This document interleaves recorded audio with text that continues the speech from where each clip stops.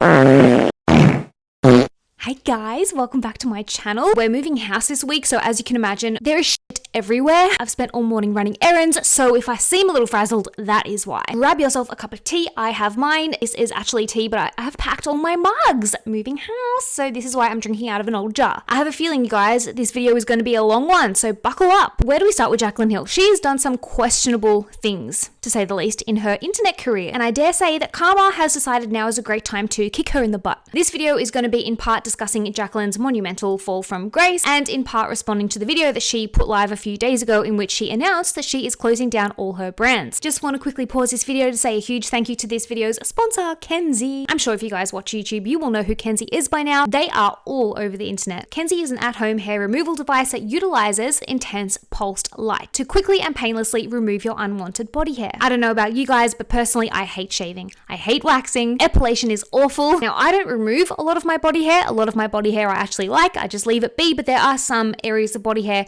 on my body that I do choose to remove, and this is where Kenzie comes in. IPL works by targeting your hair follicles with intense pulsed light. So the light essentially travels down your hair into the follicle, effectively damaging the follicle, so your unwanted hair either doesn't grow back at all, or the hair that does grow back is greatly reduced. And that, my friends, is why laser hair removal is so popular. It doesn't hurt, can't really feel it at all if I'm honest, and the results are that my hair growth is greatly reduced, and for some people, the hair never grows back at all. All I do is plug the cord into the wall, turn the device on, and press the button to unleash the flash and let Kenzie work its magic on my hair. You can press this green button to increase or lower the intensity depending on how strong you want or need the IPL to be, and you can also set it to glide mode so that it will flash automatically, and you can essentially just zone out and relax while you do your own IPL hair removal from the comfort of your own home. You can pretty much use Kenzie anywhere that you have unwanted hair, whether it be your legs, your arms, your chin, your upper lip. Just do not shine the light in your eyes. Common sense. For me, I remember there was noticeable results around 4 weeks, and then you receive your full results at around 12 weeks with proper use. First, the hair grew back sparsely, and you could literally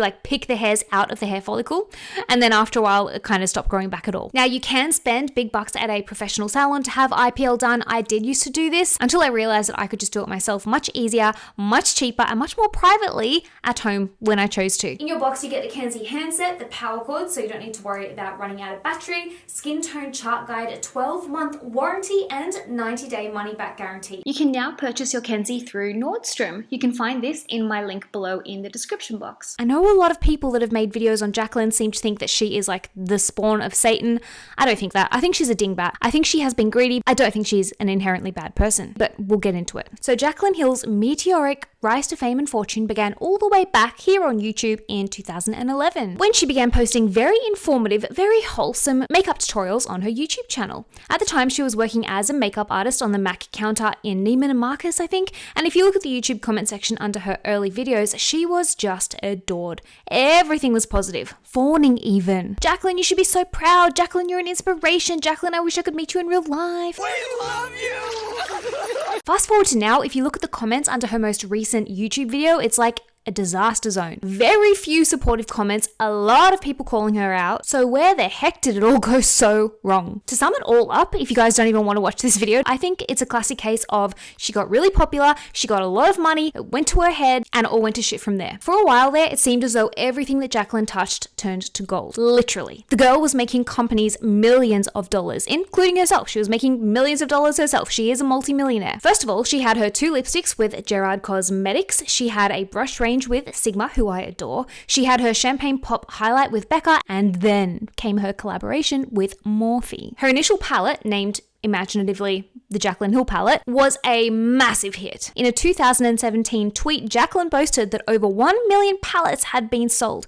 And imagine this, guys, if she's getting a commission on 1 million palettes, which I believe she would be, that's a heck of a lot of money. And so they did it again. This time, instead of releasing 1 palette, they released 4 palettes and called them The Vault. These palettes, to say the least, were met with mixed reviews. People complained that the eyeshadows were patchy, hard to blend, and inconsistent in pigment. My vault collection with Morphe. So I'm just gonna start off by saying that there have been inconsistencies in the production. The first time that I saw someone say oh, mine is patchy, I was like, like, I'm just gonna be real. I was like, okay, like there's being a hater because these are bomb, right? We saw all over social media beauty influencers were giving it negative reviews. It has been quarantined. It has been moved to a complete different warehouse. It was moved to a different warehouse before any new shipment came in from China and shipped to Los Angeles, but it is gone. Like they said, there was not one shadow, not one palette left in that entire warehouse. Now, to the best of my knowledge, Morphe then recalled the palettes, claimed to basically destroy them all, and redid them. There are allegations, however, that Morphe didn't actually do anything really about it, but that the reason Morphe delayed the launch was because they were actually locked in a legal battle with a fellow cosmetics company, Becca. Becca claimed that Morphe was using the same packaging for the Vault palettes as Becca had used for their collaboration with Jaclyn, the Champagne Pop highlighter. So that was disaster numero uno. Then, in 2019, Jaclyn finally launched her long-awaited, much hyped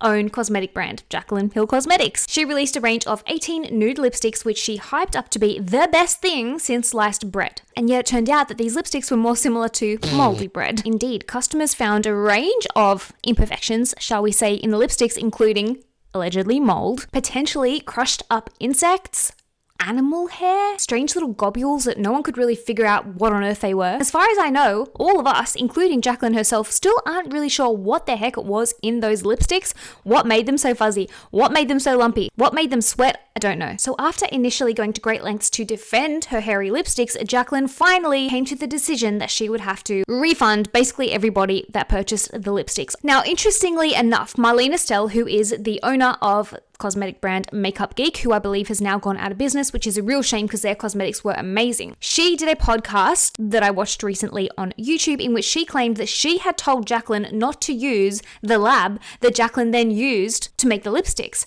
And then Lipstick Gate happened, and I was gonna keep quiet about it for a while, but then it was when I saw her just get on camera and just blatantly lie about it and not even address it, and knowing people were putting what I knew was contaminated lipsticks on their lips. And not even trying to prevent that. Like, that's when I became really vocal about Lipstick Gate. And I think some people got upset that I was vocal, but I don't care. Like, This is actual, like, I know what production's like. I worked with these labs. I knew what lab do this project. I had issues with that lab too. I told her about that in that text message. I had told her, don't work with this lab. I had issues with them. Like, she was warned and still moved on with them anyways. Because it was like a cheaper option, probably. They're less expensive, yeah. It took me a minute to figure out who the lab was because I'd introduced her to a few. But then I saw the pictures on her website and I recognized the lab. And that's when I knew I was like, told you not to do it. And look what happened. Yep. I was like, I know where this shit was made. And then I had another rep at the other lab that turned down her lipsticks because it was a rush job. Mm-hmm. They had told me too that, she came to us because they wanted them done in 8 weeks' time. That's physically impossible from scratch. It takes at least 6 weeks to procure raw materials. You can't do a new product in 8 weeks' time. Do you think part of the reason why they were so fucked up was because they were rushed? Yes. Okay. I think it was because it was rushed. So Jaclyn deactivated her Instagram for a little while. She tried to explain what had happened with her lipsticks, claiming that they were FDA approved and that the reason they were fuzzy was because when they're in the lab, they wear fuzzy gloves. Come on. And then, as is what happens with the internet moved on and it was kind of left in the past. Then came the launch of Jaclyn's jewelry line. And what I find interesting is that in the launch video for her jewelry line, Jaclyn was so excited about this jewelry. Basically, it was going to be the best jewelry you'd ever tried. It was going to make you look amazing. It was the highest quality jewelry you could buy. And what I find interesting is that, well, number one, customers claimed that the jewelry actually turned their skin green, and that only happens really with cheap metals, cheap jewelry. Number two is that in the most recent video that Jaclyn put live to her channel, in which she announced that she's closing down her brands, she basically says that she likes jewelry. She's proud of the jewelry she made, but it doesn't excite her. I love it. I'm proud of it, but I'm not excited about it. And that's the thing. It's like, I get excited over cosmetics. I'm not excited over these things. And I kind of had this like aha moment recently where I'm like, I don't want to be known as the cozy girl. I don't want to be known as the blanket girl. I don't want to be known as the jewelry girl. Like, that's not supposed to be my legacy. And I was like, something's not computing here. So I went back and watched her launch video and I'm like, I am here to introduce to you my new brand, Jaclyn Roxanne, and it is my jewelry collection. I said it out loud. Oh my God. She seems very excitable in that video. So I'm like, is she just putting on this like fake enthusiasm, this fake excitement in order to drum up enthusiasm and excitement in her followers so that she sells more product and makes more money? Another thing I found interesting in her recent video is that she says that it's never about the money for her. She's not interested in money. And I'm like, well, that's all well and good for you to say because you're a multimillionaire. It's easy to not care about money when you have money. This is also the same girl that claims that she used to be on food stamps and was like basically struggling to eat and keep a roof over her head. And honestly, I don't really understand it. And I'm not trying to be cynical here. Well, maybe I am. But there are public records that you can find easily online that show that her father was actually a millionaire. And I know that she was estranged from her father for a period of time. I'm also estranged from my father. Sometimes fathers are just assholes. But Jaclyn appears to have grown up very comfortable financially. She got married to her now very sadly deceased ex-husband, John Hill, which the video, you can find that online as well. And it looks like there was no expense spared for her wedding. So I'm like, how did you go from that to just like a year or two later living off food stamps? Like, I just don't think her parents would have let her starve. So I'm like, is she saying that to appear relatable to her followers, to garner sympathy? I'm not sure. It's very peculiar to me. So anyway, then came the launch of her next brand, Cozy. And that again was just an absolute epic disaster. So Cozy was a brand that Jaclyn launched that sold things like very expensive blankets, slippers, socks, and pajamas, things like that. Cozy things, which would have all been well and good. Like, it's a great idea for a brand. Everyone likes to be cozy. But the problem is that Jaclyn essentially stole the name Cozy from another YouTube creator and influencer, Kaylin Nicholson. So in Jaclyn's most recent video, she again kind of deflects the blame. She says that she had a trademark professional who said, nope, the name's not trademarked, you can have it. And she did not do her due diligence in that she didn't then go on social media to see, has his name already been taken? Which, I don't know, guys, I call bullshit. I'm in the process of starting up my own brand, not makeup related, well, not beauty related at all, to be honest. And the first thing I did when I thought of the name was go onto social media to see had anybody else taken it. It's basically the first thing you do in this day and age when you are starting a brand. When you have come up with a name, you go on social media, you go on the internet and you check, has it already been taken? Jaclyn claims that she didn't do that and that she was then made aware that the name was already taken after they'd already placed a huge order with the name Cozy. And I'm like, first of all, that's not taking responsibility. Saying you were made aware, like, make yourself aware, woman. You're an adult. Make yourself aware.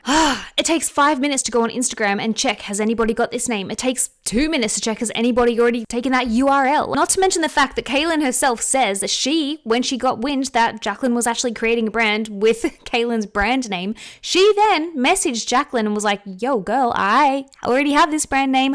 I'm a fellow influencer. I'm a fellow creator. I may have less followers than you, but this is my brand and I've been working very hard at this brand for a very long time. Please don't take my name. And of course, Jaclyn basically just steamrolled her, went forward with the name, and this is a result. People did not want to support Jaclyn's Cozy brand because nobody likes a mean girl. And a lot of people, myself included, want to support the underdog. And in this situation, Kaylin was absolutely the underdog and she absolutely deserved support. She ended up having to rebrand her brand, get rid of the Cozy name. Hers was pronounced Coz, although it was spelt exactly the same as Jaclyn's brand, and the whole thing was just a mess. She also says in her video that she misses the human connection that she used to have with her followers, and I don't know if I believe it. When you start treating your followers as mere dollar signs and you don't own up to your wrongdoings, you don't really care about the fact that you potentially sold your customers contaminated lipsticks that they are putting onto their mouths, you're happy enough to bulldoze the brand of a fellow creator, I'm just not sure that I buy that Jaclyn is all about the people. She says that she misses the human connection, but she feels scared to post real content on her YouTube like she used to because she's scared of people's negative opinions on her life. And the thing is, and I say this because I am also a creator, you don't need to share anything about your life that you're not comfortable sharing. Yes, you are famous on the internet, but you're not a celebrity. You don't have tabloid magazines following your every move, writing stories on you. If you want to keep your life private, you can absolutely do that. You're just choosing not to. You shared about your first husband and your divorce. You shared about your now husband and your wedding. You share about your weight issues, your body image issues. That's all personal stuff that she didn't have to share, but she chose to share it. So then the thing with the internet is that if you put it out there, people do have a right to comment on it, whether it be positively or negatively. And if you don't want that, keep those things to yourself. People can only comment on these things because you are telling them about it. Now, I think the general consensus after watching her video is that people think that she's closing down her brands because they are losing money. And I would wholeheartedly agree with that. I don't think she would be closing down these brands if they were making a killing, put it that way. I think that they are probably losing money and she basically doesn't want to put in the work anymore required in order to make these businesses profitable. And so she says that she's not excited by them. They don't bring her happiness. She never wanted to be a business owner, so she's going to close them down. Another thing she says in that video that I was like rolling my eyes at is that she feels like her social media has become basically one big sales pitch. And I was like, girl, your social media has been one big sales pitch for a very long time, which I don't necessarily think is a bad thing. When you are a creator on the internet, you have to make money, right? Making videos takes a long time. Planning videos takes a long time. Editing videos takes a long time. Cameras, microphones, lights, it's bloody expensive. She says that selling products has become icky to her and she doesn't want to do it anymore. And yet at the end of the video, what is she doing? Surprise, surprise, she's pushing the launch of her new makeup products. And this is the thing, making a video where she's claiming that she's being vulnerable and honest and transparent and announcing to everybody that she's closing down her brands. This is a great marketing ploy. Her video has 500,000 views. That is 500,000 people now that know that her brands are closing. There's going to be huge sales and surprise, surprise, she is launching a new makeup product that no one has ever seen before. There's never been a formula like this before. All I know is we do have one last launch in our pipeline that's actually coming out this month. And it's the most innovative product that I've ever created. You will see that I really put time and effort into this product with my team. There's nothing like it. There's no formula that I have ever seen on the market like this. It is so beautiful and so unique.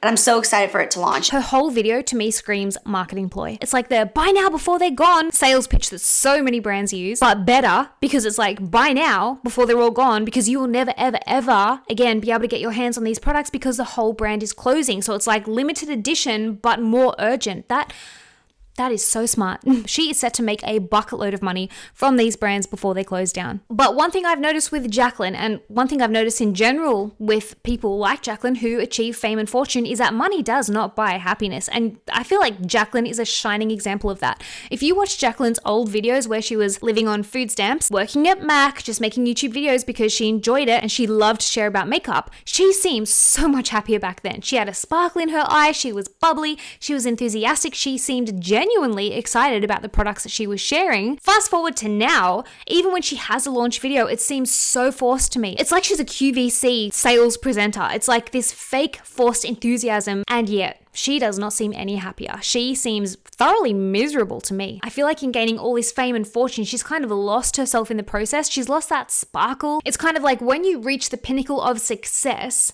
and you achieve everything you ever set out to achieve, where do you go from there? When you're at the top, the only way is down. Now, whilst I do think that Jaclyn has behaved like a dingbat and I think she has become greedy in her career on a person-to-person level, I do think it's really sad that basically everything that she has created is now kind of crumbling around her. Nobody wants to see somebody fail. Well, some people do. But I do think that it is a cautionary tale on how not to beauty guru, on how not to influence. I do think that Jaclyn can claw back her success. I do think that if she is actually open and honest with her followers about the mistakes that she may have made in her career up to this point, and she does take ownership and she does take responsibility for herself and her actions, I think she can absolutely reclaim her career, her brand. I think she can be really, really successful. I think she can do amazing things, but it's going to have to take some serious self-reflection, which we all have to do at times. I've had to do it. I'm sure you've had to do it. It's part of being an adult. And I think, Jaclyn, it's time to become an adult.